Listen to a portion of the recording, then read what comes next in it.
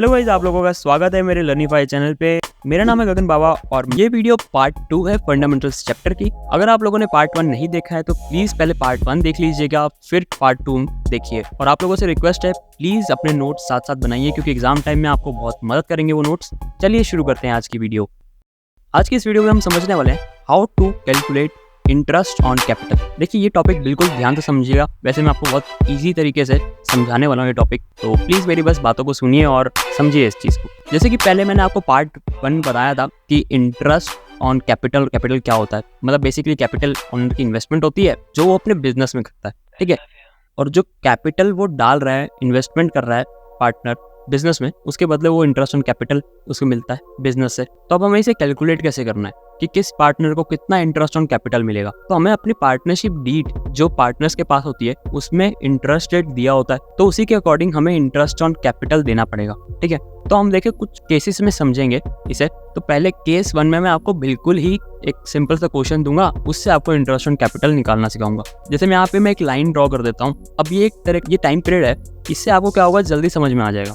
जैसे पार्टनर्स है A B, उन्होंने कैपिटल डाली बिजनेस में 1 अप्रैल 2023 को। एग्जाम्पल समझते हैं जिससे क्या होगा आपको बहुत इजी तरीके से समझ में आएगा।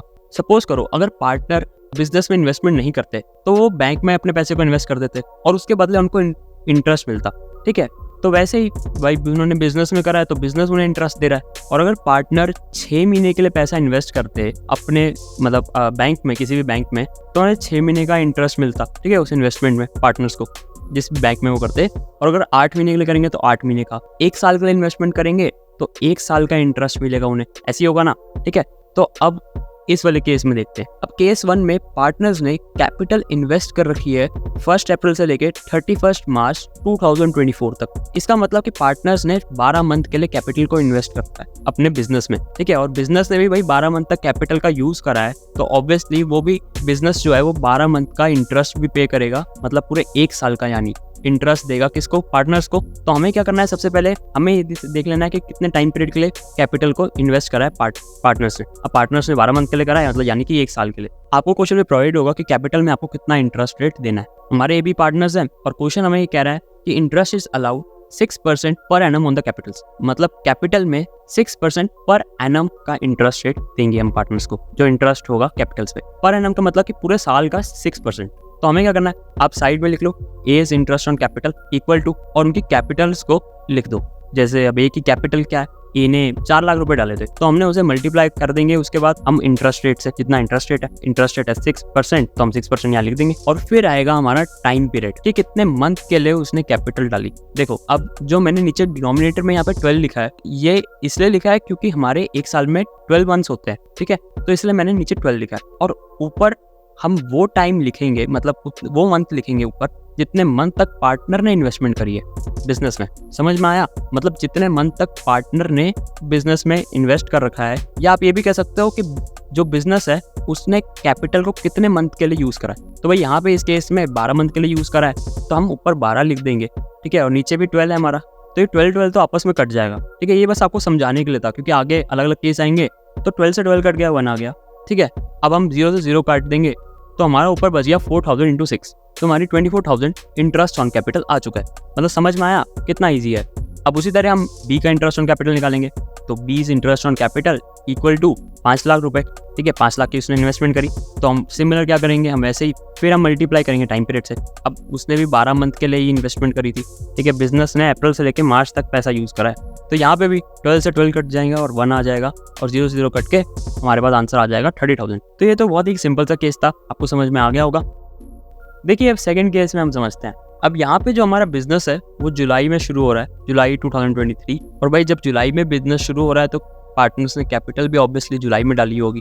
तो अब 31 मार्च 2024 तक उन्होंने कैपिटल इन्वेस्ट करी, ठीक है, पार्टनर्स ने उस बिजनेस में। तो अब उन्हें इंटरेस्ट ऑन कैपिटल यहाँ पे दे रखा है कि हमें 10% देना है। अब आप ये काउंट करो कि हमारा जो मंथ्स है वो कितने हैं, मतलब बिजनेस ने कितने मंथ के लिए उस कैपिटल का यूज करा है। भाई जब जुलाई से शुरू हुआ है तो जुलाई से ही हम इंटरेस्ट रेट कैलकुलेट करेंगे। तो आप फटाफट कैलकुलेट करिए। देखो जुलाई, अगस्त, सितंबर, अक्टूबर, नवंबर, दिसंबर, जनवरी, फरवरी, मार्च, तो ये तो 9 मंथ हो गए। मतलब 9 मंथ के लिए बिजनेस ने उस कैपिटल का यूज करा है, तो अब जो बिजनेस है वो 9 मंथ का इंटरेस्ट ऑन कैपिटल दे देगा पार्टनर्स को। तो ठीक है, फटाफट से लिखते हैं। अब ए बी पार्टनर्स हैं, एक ने 8 लाख कैपिटल लगाई और एक ने 5 लाख। तो A is interest on capital equal to A ने इन्वेस्टमेंट करी 8 लाख, फिर हम उसे मल्टीप्लाई करेंगे, हम इंटरेस्ट रेट लिखेंगे। तो इंटरेस्ट रेट है हमारा 10% और पार्टनर ने 9 मंथ के लिए कैपिटल इन्वेस्ट कर रखी थी, तो हम लिख देंगे 9/12, तो हमारा आ गया 60,000।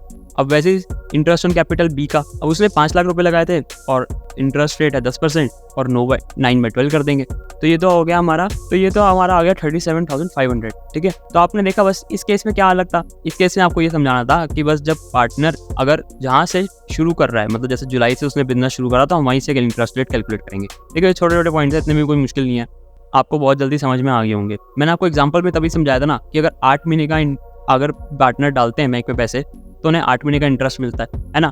तो इसमें भी वैसे ही सिमिलर है भाई, जब जुलाई से ही बिजनेस स्टार्ट हुआ है तो हम इंटरेस्ट ऑन कैपिटल भी तो जुलाई से ही कैलकुलेट करेंगे। समझ में आया? तो गाइस अब हम केस 3 समझने जा रहे हैं। तो देखो इस केस में ना हमारे पास एक हम पार्ट करेंगे ए और एक करेंगे बी। ठीक है, उसमें मतलब 2 तरह के क्वेश्चंस होंगे जिसमें मैं आपको समझाने वाला हूँ इस एक केस में। तो चलिए समझते हैं केस 3।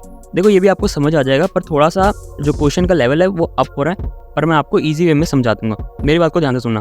एक पार्टनर था मिस्टर एक्स, वो कैपिटल डालता है अपने बिजनेस में 1 अप्रैल को 1 लाख रुपए डालता है। ठीक है, ऐसे चलते चलते 1 जुलाई को उसका मन करता है कि वो फिर से कैपिटल डाले, तो वो 20,000 रुपए डाल देता है बिजनेस में अपने। और अब फर्म ये सोचती है कि भाई हम इसको इंटरेस्ट ऑन कैपिटल कैसे देंगे। तो पार्टनर कहता है देखो फर्म, मैंने तुम्हें 1 लाख रुपए दिए जिसका तुमने इस्तेमाल करा, मैंने अप्रैल में पैसे डाले और तुमने इसका इस्तेमाल करा उस 1 लाख रुपए का 3 महीने तक। फिर मैंने तुम्हें 20,000 रुपए और दे दिए। पहले मेरी कैपिटल 1 लाख थी, 3 महीने बाद मैंने 20,000 डाले तो मेरी कैपिटल होगी 1,20,000, जिस 1,20,000 को तुमने 9 महीने के लिए इस्तेमाल करा।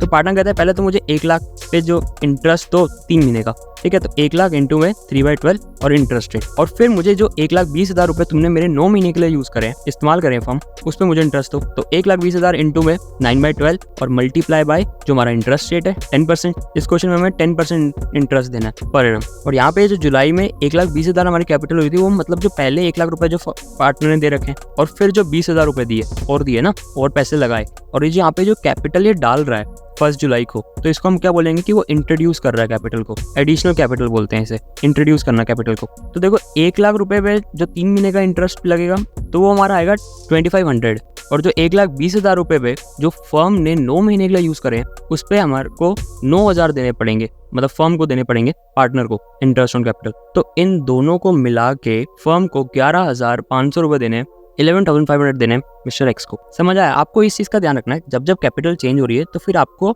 उस कैपिटल के अकॉर्डिंग इंटरेस्ट निकालना पड़ेगा ना, जो आपने उस पार्टनर को देना है। भाई पहले उसने 1 लाख रुपए लगाए थे 3 महीने के लिए, अब उसने 20,000 और लगा दिए, तो उस 20,000 में भी हमें इंटरेस्ट देना है। तो हमने ऐसे करा ना, जो पहले 1 लाख रुपए थे और फिर जो 20,000 रुपए लगाए 1 जुलाई से, तो हमने उसको आपस में प्लस कर दिया, तो 1,20,000 बन गई, और फिर हमने उसको 9 महीने के हिसाब से इंटरेस्ट निकाल लिया। समझ में आया? अगर नहीं समझ में आया तो फिर एक बार पीछे जाके देखिए, आपको जरूर समझ में आएगा। अब हम थर्ड केस का बी पार्ट समझने जा रहे हैं। एक पार्टनर जिसका नाम है वाई, वो अपने बिजनेस में 1 लाख रुपए लगाता है 1 अप्रैल को, और ऐसे करते करते 9 मंथ हो जाते हैं। ठीक है, तो वो डिसाइड करता है 1 जनवरी को कि अब वो अपने बिजनेस में से कैपिटल विड्रॉ करेगा। कैपिटल विड्रॉ मैंने आपको बता दिया, मतलब कैपिटल निकालना। ठीक है, तो वो 50,000 रुपए निकाल लेता है बिजनेस में से। तो ये देखो, उसने 1 लाख रुपए लगाए अपने बिजनेस में 9 महीने तक, तो बिजनेस का क्या फर्ज बनता है कि वो उस 1 लाख का इस्तेमाल करा है, तो उस 1 लाख रुपए पे वो इंटरेस्ट दे 9 महीने के लिए, क्योंकि उन्होंने 9 महीने पैसे लगाए रखे पार्टनर्स ने 1 लाख रुपए। ठीक है, और फिर 9 महीने बाद मतलब 1 जनवरी से मार्च तक बिजनेस ने सिर्फ पार्टनर का 50,000 रुपए का इस्तेमाल करा 3 महीने के लिए। तो पार्टनर कहेगा कि भाई मेरे को आप लोगों ने मेरे 50,000 रुपए का यूज करा बिजनेस, उसका मुझे इंटरेस्ट दो 3 महीने का। तो फर्म क्या कहेगा? लो। तो फर्म कहेगा कि मैं पहले आपको आपके जो 1 लाख रुपए है उसको मैंने 9 महीने के लिए यूज करा, तो मैं आपको उसका इंटरेस्ट दे देता हूँ 1 लाख रुपए मल्टीप्लाई बाय 9/12 इंटू में मल्टीप्लाई बाय इंटरेस्ट रेट। फिर वो कहेगा मैंने आपके 50,000 यूज करे 3 महीने तक, तो मैं आपको उसका भी इंटरेस्ट दे देता हूँ, ये 50,000 इंटू में 3/12 मल्टीप्लाई बाय इंटरेस्ट रेट। तो ऐसे करके जो भी अमाउंट आएगी उसे आप प्लस कर देना, और वो उस पार्टनर का इंटरेस्ट ऑन कैपिटल होगा। मतलब समझ में आई? देखो मेन चीज आपको जो याद रखनी है वो ये रखनी है कि जब जब कैपिटल चेंज होगी तब तक आपको इंटरेस्ट वापस से निकालना पड़ेगा, क्योंकि देखो पार्टनर ने 1 लाख रुपए लगाए 9 महीने के लिए, फिर उसने अपनी कैपिटल चेंज कर ली ना, मतलब कैपिटल कम कर ली, उसने अपनी कैपिटल 50,000 कर ली, तो इस पे हमें वापस से अलग इंटरेस्ट निकालना पड़ेगा 3 महीने का। गाइस चलिए केस 4 समझते हैं। ये क्वेश्चन पिछले वाले क्वेश्चन से थोड़ा डिफिकल्ट होने वाला है, पर मैं आपको इजी वे में समझाने की पूरी कोशिश करूंगा। M&P started business on 1st April 2023 with capitals of 9 lakh and 3 lakh respectively. Board decided on 1st October that their total capital should be 10 lakh to be contributed equally among them. Calculate interest on capital at the rate 5% per annum. अब यहाँ पे हमारे पास दो partner है इस question में। M और P partners थे। उन्होंने बिजनेस स्टार्ट करा 1 अप्रैल को 2023। उनकी कैपिटल्स थी 9 लाख और 3 लाख रिस्पेक्टिवली। ऐसे चलते चलते दोनों ने डिसाइड करा 1 जनवरी को कि उनकी जो टोटल कैपिटल है ना वो 10 लाख होनी चाहिए। मतलब इन दोनों पार्टनर्स की कैपिटल मिला के 10 लाख रुपीस होनी चाहिए। और कैसे होनी चाहिए? To be contributed equally among them. इसका मतलब है कि वो दोनों मिल करके इक्वल कॉन्ट्रीब्यूशन करेंगे और तब उनकी कैपिटल 10 लाख रुपए होनी चाहिए। देखो ध्यान से समझना, मतलब जो पार्टनर M है और P है वो सेम अमाउंट की कैपिटल डालेंगे अपने बिजनेस में, और जो कैपिटल डालेंगे दोनों, उन दोनों कैपिटल को अगर हम प्लस करते हैं तो वो 10 लाख रुपीस होनी चाहिए टोटल कैपिटल। समझ में आया? मतलब दोनों इक्वल अमाउंट अपने बिजनेस में डालेंगे। इक्वल कैपिटल डालनी है जिससे उनकी टोटल कैपिटल 10 लाख रुपए हो जाए, तो दोनों 5-5 लाख रुपए डालेंगे, तभी तो उनकी 10 लाख रुपए कैपिटल होगी, है ना। तो अब आप ये देखो, अब यहाँ पे एक पार्टनर है जिसकी कैपिटल 9 लाख रुपीस है, वो M, और 3 लाख है P की। तो अब P क्या करेगा? वो 3 लाख रुपए में 2 लाख रुपए और एडिशनल कैपिटल इन्वेस्ट करेगा अपने बिजनेस में। तो उसकी कैपिटल अब कितनी हो जाएगी? 5 लाख रुपए 1 जनवरी से, क्योंकि उसने 2 लाख रुपए और लगाएगा, क्योंकि 3 लाख रुपए तो पहले लगा रखे थे। और जो M है उसने 9 लाख रुपीस लगाए, और अब उसने डिसाइड करा दोनों ने मिलकर कि इक्वली कंट्रीब्यूट करेंगे, तो उसे भाई 4 लाख रुपए अपने बिजनेस में से निकालने पड़ेंगे, कैपिटल विड्रॉ करनी पड़ेगी M को। समझ में आया? एक पार्टनर विड्रॉ कर रहा है और एक पार्टनर कैपिटल इंट्रोड्यूस कर रहा है और कैपिटल डाल रहा है बिजनेस में, एडिशनल कैपिटल। तो 1 जनवरी को उन दोनों के कैपिटल 5-5 लाख रुपए हो जाएगी। आई होप करता हूँ आपको क्लियर हुआ होगा, क्योंकि उन दोनों ने क्या करा? इक्वली कॉन्ट्रीब्यूशन करना है 1 जनवरी से। अब दोनों की कैपिटल 5-5 लाख रुपए हो गई है। अब ये कैपिटल फर्म ने 3 महीने के लिए यूज करी, मतलब जनवरी से लेके मार्च तक फर्म ने इन 5 लाख रुपए का इस्तेमाल करा दोनों पार्टनर्स के कैपिटल्स का। तो हम इन पे इंटरेस्ट कैसे देंगे? देखो ये मैं पहले आपको बता चुका हूँ, पर फिर भी मेरा बताना काम है, तो मैं आपको फिर वापस से समझाऊंगा कि हमें इंटरेस्ट ऑन कैपिटल कैसे कैलकुलेट करना है। पहले यहाँ पे आप एक पार्टनर का इंटरेस्ट ऑन कैपिटल हम निकालेंगे कि उसका कितना इंटरेस्ट ऑन कैपिटल उसको देना है हमें। M's interest on capital equal to, अब 9 लाख रुपीज यूज करें फर्म ने 9 महीने के लिए, तो फर्म उसे 9 महीने का इंटरेस्ट देगी 9 लाख पे। तो हम लिख देंगे 9 lakh multiply by 5% multiply by जो भी टाइम पीरियड है, मतलब 9/12। तो हमारे पास एक अमाउंट आएगी, ठीक है, वो आप निकाल लेना, मैं आपको सिंपली बता रहा हूँ। फिर जो पार्टनर की कैपिटल है M की, वो चेंज हो रही है, 5 लाख रुपए हो रही है ना। 4 लाख तो उसने निकाल लिए, 5 लाख हो रही है, तो वो 5 लाख रुपए के ऊपर इसको इंटरेस्ट देगी फर्म भी 1 जनवरी से। तो जनवरी to मार्च कितने महीने होते हैं? 3 महीने होते हैं। तो फर्म क्या करेगी? 5 लाख रुपए उसने 3 महीने के लिए यूज करें तो उसका इंटरेस्ट देगी 5 lakh multiply by interest rate into में टाइम पीरियड। तो ऐसे करके जो भी अमाउंट आएगी इन्हें हम आपस में प्लस कर देंगे, तो ये M का इंटरेस्ट ऑन कैपिटल हो जाएगा। P का भी कुछ इसी तरह हमें निकालना है। 3 लाख रुपए उसने लगाए और 9 महीने तक उसने कैपिटल को बिल्कुल चेंज नहीं करा, तो जो फर्म है वो 3 लाख पे 9 महीने का इंटरेस्ट रेट दे देगी 5% के हिसाब से। और फिर बाद में उसने 2 लाख रुपए और लगाए और अपनी कैपिटल को 5 लाख कर दिया P ने। और जो ये 5 लाख रुपए है इसका इस्तेमाल 3 महीने के लिए करा फर्म ने, तो 5 लाख को हम मल्टीप्लाई कर देंगे इंटरेस्ट रेट से, जो भी है 5% मल्टीप्लाई बाय 3/12। और देखो भाई आप लोगों के सारे केसेस हो चुके हैं लगभग, ऐसा कोई केस नहीं बचा जो मैंने आपको नहीं कराया हो। तो अगर आपको ये वीडियो पसंद आती है तो प्लीज़ इस वीडियो को अभी के अभी लाइक कर दीजिए।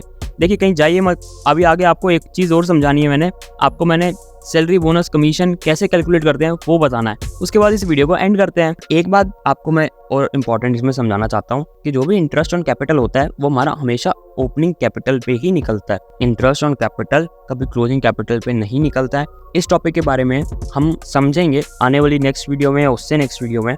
तो प्लीज अभी के लिए आप बस इतना समझो कि interest on capital opening capital पे ही निकाला जाता है। गाइस अब हम समझने वाले हैं सैलरी बोनस को हम कैसे कैलकुलेट करेंगे।